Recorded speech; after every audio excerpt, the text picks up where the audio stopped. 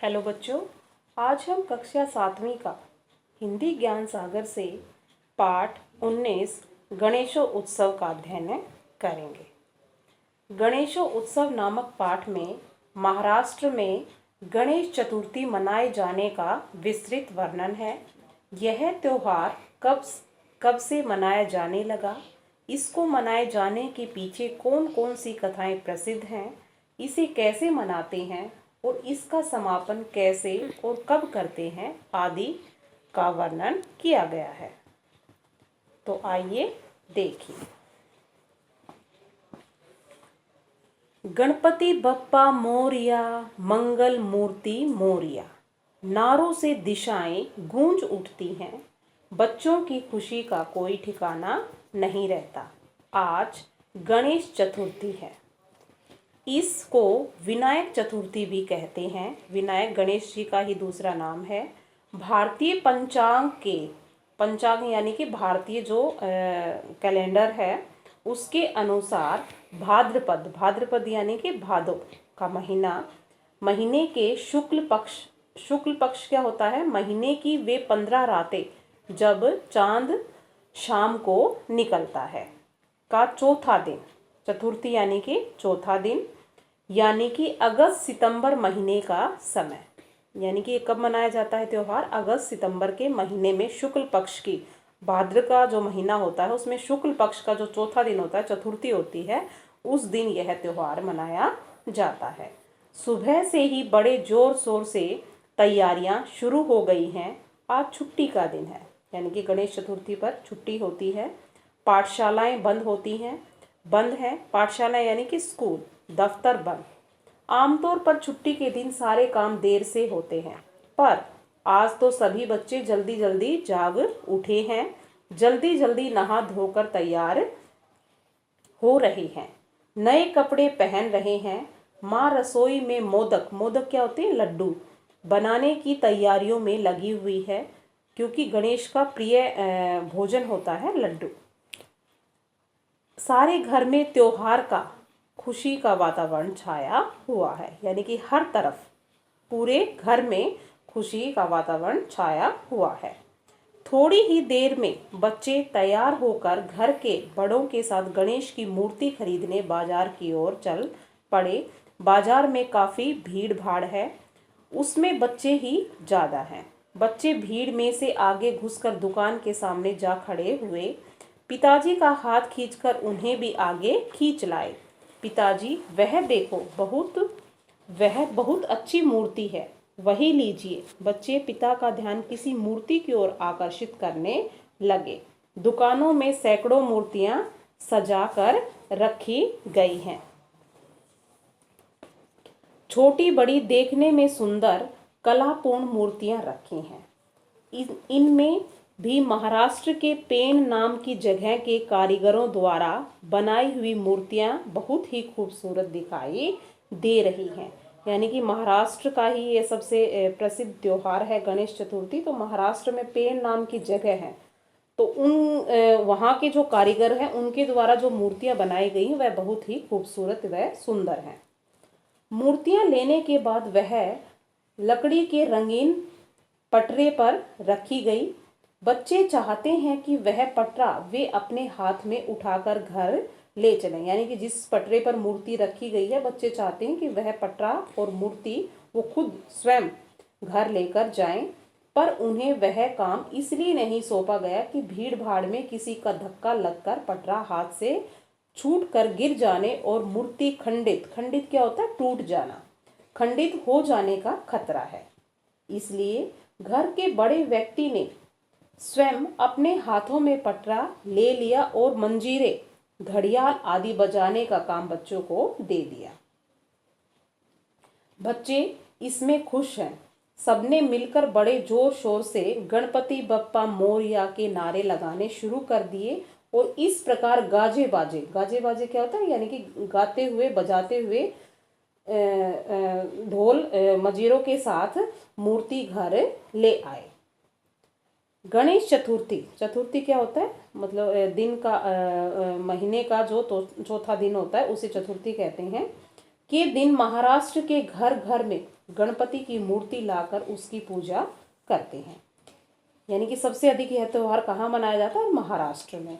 ये मूर्तियां प्राय एक सी होती हैं, प्राय यानी कि अक्सर, यानी आकार चाहे छोटा हो या बड़ा, पर गणपति का स्वरूप, स्वरूप क्या होता है? आकृति, उसकी विशेषता, उसका प्रकार एक सा ही होता है।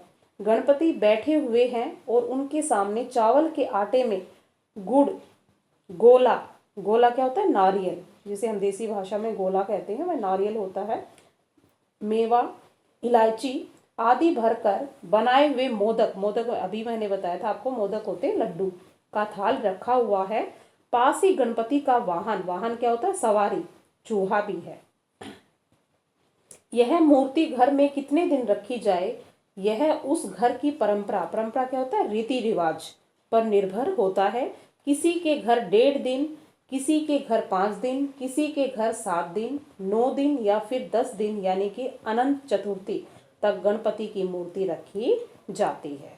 यानी कि हर घर की अपने अलग अलग रीति रिवाज होते हैं, उसके अकॉर्डिंग वो अपनी इस मूर्ति को रखते हैं।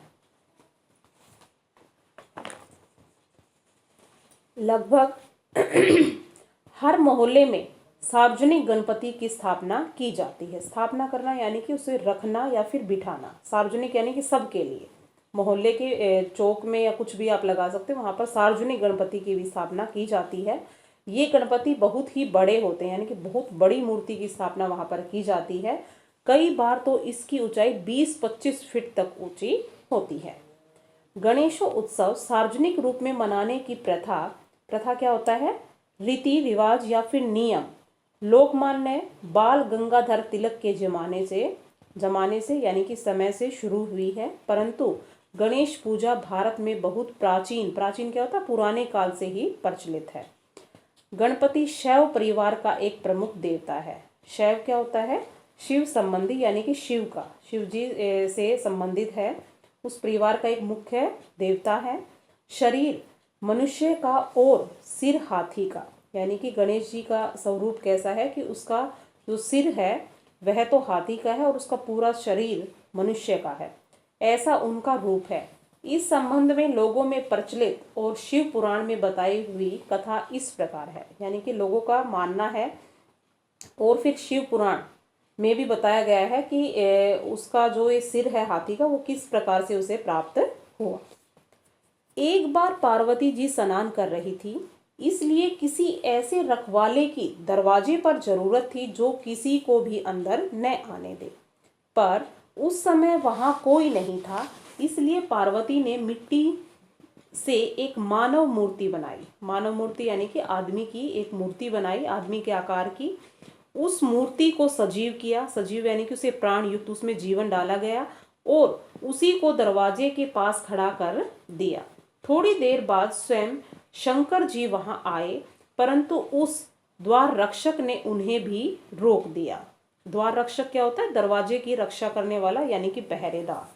शंकर जी गुस्सा हो गए, गुस्से में उन्होंने अपना सिर काट डाला, गुस्से में उन्होंने उसका, यानी कि उस आदमी का जो पहरेदार के रूप में वहां पर खड़ा था, उस आदमी का सिर उन्होंने काट डाला। पार्वती ने जब यह देखा तो उन्हें बहुत दुख हुआ। उनका दुख दूर करने के लिए शंकर जी ने इसे इंद्र के हाथी का सिर लाकर उसके शरीर पर लगा दिया, वही गणपति है। गणपति को विघ्न नाशक, यानी कि गणपति के और भी बहुत सारे नाम हैं, उसे विघ्न नाशक, विघ्न क्या होता है? बाधा, यानी कि बाधाओं को नष्ट करने वाला, बुद्धिदाता यानी कि बुद्धि को प्रदान करने वाला माना जाता है। कोई भी कार्य ठीक से पूरा हो, इसलिए हर कार्य के प्रारंभ, प्रारंभ क्या होता है? शुरुआत में गणपति का पूजन किया जाता है। इस संबंध में भी एक कहानी है, देखिए। एक बार सभी देवता शिव पार्वती के दर्शन करने कैलाश पर्वत पर गए। वहां उन्होंने शिव पार्वती को अमृत से बनाया हुआ एक अद्भुत, यानी कि एक विचित्र मोदक अर्पण किया। मोदक क्या होता है? लड्डू अर्पण, यानी कि सौंपना या फिर भेंट करना। शिव पार्वती के दोनों पुत्र गणेश और कार्तिकेय उस समय वहां खेल रहे थे। दोनों ने वह मोदक मांगा, यानी कि वह लड्डू अपनी माँ और पिताजी से वह लड्डू उन्होंने मांगा, पर एक को देने से दूसरा नाराज हो जाएगा। तब पार्वती ने कहा कि जो पृथ्वी की परिक्रमा, परिक्रमा क्या होता है, चक्कर लगाना, करके सबसे पहले वापस आएगा उसे मोदक मिलेगा। यानी कि लड्डू एक था और उसको खाने वाले दो थे, इसलिए उन्होंने डिसीजन लिया कि इस लड्डू को, यह लड्डू उसी को दिया जाएगा जो सबसे पहले पृथ्वी की परिक्रमा यानी पृथ्वी का चक्कर पूरा करके आएगा। माँ की शर्त सुनते ही कार्तिकेय अपने वाहन, वाहन यानी कि सवारी, मोर पर सवार हुए, क्योंकि कार्तिकेय का वाहन क्या है, मोर, और चल पड़े पृथ्वी की परिक्रमा करने। गणेश वहीं रुके रहे। थोड़ी देर बाद उन्होंने अपने माता पिता की बड़ी ही श्रद्धा और भक्ति भाव से परिक्रमा की, भक्ति भाव होता है भक्ति की भावना, परिक्रमा की और उन्हें प्रणाम करके खड़े हो गए। कुछ देर बाद कार्तिकेय वापिस आ गए। सभी देवताओं ने समझा कि पृथ्वी की परिक्रमा कार्तिकेय ने की है, उन्हीं को मोदक मिलेगा। पर पार्वती जी ने कहा कि माता पिता सारी पृथ्वी से भी महान होते हैं। गणेश ने इस बात को समझा, इसलिए मोदक इसी को दिया जाएगा। शिवजी ने प्रसन्न होकर गणेश जी को वर दिया। वर क्या होता है, वरदान देना, कि हर शुभ कार्य में यानी कि हर शुभ काम में तुम्हारी पूजा सर्वप्रथम होगी। सर्वप्रथम यानी कि सबसे पहले होगी। तब से गणेश जी की पूजा करके ही कोई कार्य शुरू करने की प्रथा यानी कि रीति या रिवाज चल पड़ी है। यानी कि सबसे, अगर हम कोई भी कार्य प्रारंभ करते हैं, शुरू करते हैं, तो सबसे पहले हम गणेश जी की पूजा करते हैं। गणेश चतुर्थी के दिन की एक और मजेदार बात है, उस दिन रात को चंद्रमा नहीं देखना। यानी कि यह भी सुनने में आता है कि इस दिन हमें, गणेश चतुर्थी वाले दिन हमें चंद्रमा नहीं देखना चाहिए, वरना चोरी का इल्जाम, इल्जाम क्या होता है, दोष, सिर लगता है, ऐसा कहा जाता है। पर जिस बात को मना किया जाए उसी की ओर बरबस, बरबस क्या होता है, अनायास, यानी कि बेफालतू में ही ध्यान चला जाता है। अगर भूले से चंद्र दिखाई दिए गया तो फिर मन में पछताते हैं कि चंद्रमा देख लिया है, अब क्या होगा। इस रूढ़ी, रूढ़ी क्या होता है, प्रथा या फिर रीति के पीछे भी एक पौराणिक कहानी है। पौराणिक कहानी यानी कि पुराण संबंधित, जिसका उल्लेख किसमें है, पुराणों में है। एक कहानी है, एक बार गणपति चूहे पर सवार होकर जल्दी में कहीं जा रहे थे। उस हड़बड़ाहट में वे नीचे गिर पड़े। यह देखकर चंद्रमा को हंसी आ गई। गणपति चिढ़ गए, यानी कि वो नाराज हो गए। गणपति यानी कि गणेश, उन्होंने चंद्रमा को शाप दिया कि आज से कोई भी तुम्हारी सूरत नहीं देखेगा। शाप सुनकर चंद्रमा घबरा गया। उसने गणपति की बहुत विनती की, विनती क्या होता है, प्रार्थना करना। तब गणपति ने कहा कि सिर्फ गणेश चतुर्थी के दिन कोई तुम्हारी सूरत नहीं देखेगा, यदि देखेगा तो चोरी सिर लगेगी। कहते हैं कि भगवान श्री कृष्ण ने उस दिन चंद्रमा देखा, जिससे समयंतक मणि की चोरी उनके सिर लगी थी। गणपति उत्सव के दिनों में कई घरों में गौरी की पूजा करने की भी प्रथा है, यानी कि रिवाज है। गणेशोत्सव के इन्हीं 10 दिनों में मुंबई में घरों में काम करने वाले रामा या बालू घर घर नाचने आते हैं। वैसे तो ये नाच जन्माष्टमी से ही शुरू हो जाता है, जो कि गणपति विसर्जन के दिन तक यानी कि अनंत चतुर्थी तक, यानी कि गणेश चतुर्थी के 10वें दिन तक यह चलता है। ये बालू लोग अधिकतर महाराष्ट्र के कोंकण इलाके के होते हैं, यानी कि ये बालू और रामा जो होते हैं वो अधिकतर महाराष्ट्र के कोंकण इलाके के होते हैं। पैरों में घुंघरू बांधे ढोलक की ताल पर ये सब नाचते हैं। लोक गीतों की धुन पर एक ही लय में आगे पीछे डोलते हुए, विशिष्ट ठेके पर फिरकनी लगाते हुए सब लोग नाचते हैं। गणपति का स्मरण करके, स्मरण यानी कि याद करके, इस नृत्य का प्रारंभ होता है या फिर आरंभ होता है। शहरों में गणेशोत्सव के ये 10 दिन कहाँ निकल जाते हैं कुछ पता नहीं चलता। रोज नए कार्यक्रम और सजावट होती है। सारा शहर किसी विशेष मेले की तरह लगता है। अंत में अनंत चतुर्थी का दिन आता है। गणपति विसर्जन की तैयारी, विसर्जन क्या होता है, उसको त्यागना या फिर किसी देवी देवता की मूर्ति को पूजन के बाद किसी नदी या जलाशय आदि में प्रभावित करना विसर्जन कहलाता है। उसकी तैयारी शुरू हो जाती है। कुछ लोग स्वयं अपने इष्ट मित्रों, नाते रिश्तेदारों के साथ जाकर अपने गणपति का विसर्जन कराते हैं। कुछ लोग जो स्वयं किसी कारणवश विसर्जन के लिए नहीं जा सकते, वे सार्वजनिक गणेशोत्सव की बड़ी मूर्ति के साथ अपने घर की छोटी मूर्ति भी रख देते हैं। ये बड़ी मूर्ति किसी सजी हुई बैलगाड़ी, मोटर या फिर ट्रक पे रखी जाती हैं। छोटे बच्चे भी इन्हीं ट्रकों पर चढ़कर बैठ जाते हैं और घड़ियाल मंजीरे बजाते हुए, यानी कि वाद्य यंत्र हैं घड़ियाल मंजीरे बजाते हुए, गणपति बप्पा मोरया के जोर जोर से नारे लगाने का काम बड़े हर्ष एवं उल्लास के साथ करते हैं। जब गणपति की मूर्तियां रखे हुए ट्रक जहां से जुलूस शुरू होता है उस जगह पहुंच जाते हैं, तब कतार बांधकर, यानी कि लाइन में जुलूस शुरू हो जाता है। जुलूस में सबसे आगे कौन सा गणपति हो, इस संबंध में हर शहर और गांव की अपनी परंपराएं होती हैं। अक्सर गांव के सबसे प्राचीन मंदिर की गणेश मूर्ति पालकी में सबसे आगे होती है। जुलूस में लेजियम बजाने वालों और भजन कीर्तन करने वालों के भी दल होते हैं। लोग भी गाते बजाते चलते हैं, गुलाल भी उड़ाया जाता है। सार्वजनिक गणेशोत्सव की संख्या दिनों दिन बढ़ती जा रही है, अतः जुलूस को भी काफी समय लगता है। 1978 में पूना में गणपति का जुलूस 18 घंटे चलता रहा।